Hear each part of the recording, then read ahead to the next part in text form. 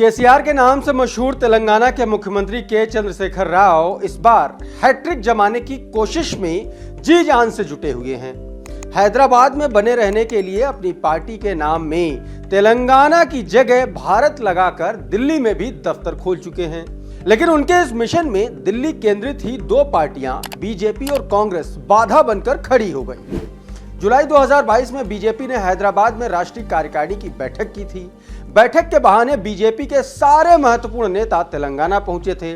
उसके बाद कांग्रेस ने भी तेलंगाना में सीडब्ल्यूसी की बैठक बुलाई। सोनिया गांधी ने रैली में महत्वपूर्ण घोषणाएं भी की, जैसे 6 गारंटी की घोषणा कर दी।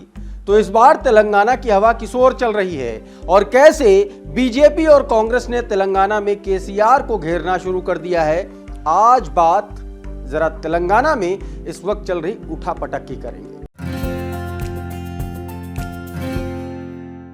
नमस्कार, मेरा नाम प्रशांत है और आप देखना शुरू कर चुके हैं डेली लाइन का एक्सप्लेनर। चुनाव में कांग्रेस और बीजेपी से लोहा लेने के मकसद से ही केसीआर पहले से ही राष्ट्रीय राजनीति में दखल देने की कोशिश शुरू कर चुकी थी, लेकिन तीसरा मोर्चा खड़ा करने की उनकी कोशिश खास रंग ला नहीं सकी।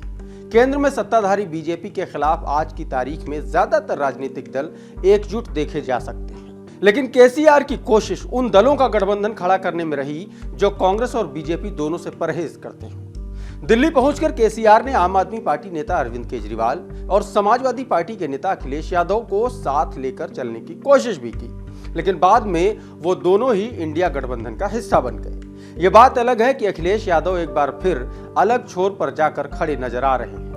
तेलंगाना में बीजेपी केसीआर की सरकार को 30% कमीशन वाली सरकार बता रही है और यही कह करके वो उसको कटघरे में खड़ा कर रही है। बीजेपी के राष्ट्रीय अध्यक्ष जेपी नड्डा का दावा है कि 30 नवंबर को विधानसभा चुनाव के लिए मतदान के बाद तेलंगाना से 30% कमीशन वाली सरकार को बोरिया बिस्तर समेटना पड़ेगा। साथ ही कहा कि यह सरकार 5G है। 5G का मतलब गरीबी, घोटाला, घूसखोरी, घपलेबाजी और गुंडाराज। बीजेपी ने केसीआर पर मुस्लिम तुष्टीकरण का भी आरोप लगाया। बीजेपी ऐसे आरोप कांग्रेस के साथ साथ इंडिया गठबंधन के ज्यादातर दलों पर लगाया करती है। 2018 के विधानसभा चुनाव में बीजेपी को सिर्फ 1 सीट नसीब हुई थी तेलंगाना में और वोट शेयर रहा था 6.98%। लेकिन 2019 में मोदी लहर के छा जाने के साथ ही लोकसभा चुनाव में वोट शेयर बढ़कर 19.65 हो गया और तभी बीजेपी के तेलंगाना से 4 सांसद भी हो गए थे। और साल भर बाद ही जब 2020 में जीएचएमसी यानी कि ग्रेटर हैदराबाद नगर निगम के चुनाव हुए तो 150 में से 48 सीटों पर बीजेपी ने कब्जा कर लिया। बीजेपी के बढ़े हुए जोश के कारण तो कई हैं, लेकिन अब तक ये इतना भी दमदार नहीं लगा कि वो केसीआर को सत्ता से उखाड़ फेंक सके। अब बात करते हैं बीआरएस की। तो कांग्रेस पर तेलंगाना को बर्बाद कर देने का आरोप हमेशा बीआरएस लगाती आई है। बीआरएस नेता के कविता ने कह दिया कि तेलंगाना को बर्बाद करने में कांग्रेस का पूरा योगदान है। कविता ने इस मुद्दे पर नेहरू से लेकर राजीव गांधी तक के नाम गिना डाले।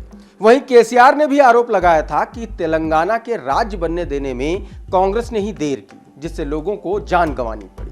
बीआरएस के इन आरोपों के बीच कांग्रेस ने चिदंबरम से माफी भी मंगवाई। अब इसके क्या मायने हैं, चलिए समझते हैं।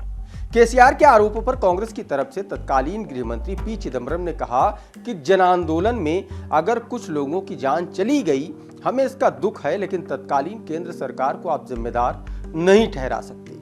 कांग्रेस नेता ने ऐसे वक्त माफी मांग ली है जब बीआरएस लोगों के बीच जाकर तेलंगाना आंदोलन के दौरान हुई ज्यादतियों को याद करा रही है और यह समझाने की कोशिश कर रही है कि यह लड़ाई तेलंगाना के लिए लड़ने वाले और तेलंगाना बनाने का दावा करने के बीच है।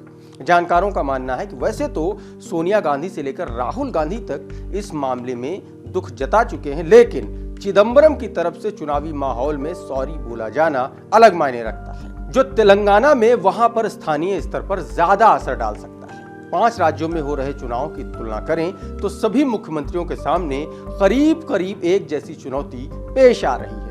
तेलंगाना की स्थिति भी कोई अलग तो नहीं है, लेकिन अशोक गहलोत, भूपेश बघेल और शिवराज सिंह चौहान से तुलना करेंगे तो पाएंगे कि केसीआर की पोजीशन ज्यादा बेहतर है। शायद इसीलिए क्योंकि बीजेपी और कांग्रेस तेलंगाना में केसीआर को वैसे ही चैलेंज पेश कर रहे हैं जैसे राष्ट्रीय फलक पर मोदी सरकार के सामने विपक्ष मजबूत चैलेंज नहीं पेश कर पा रहा है।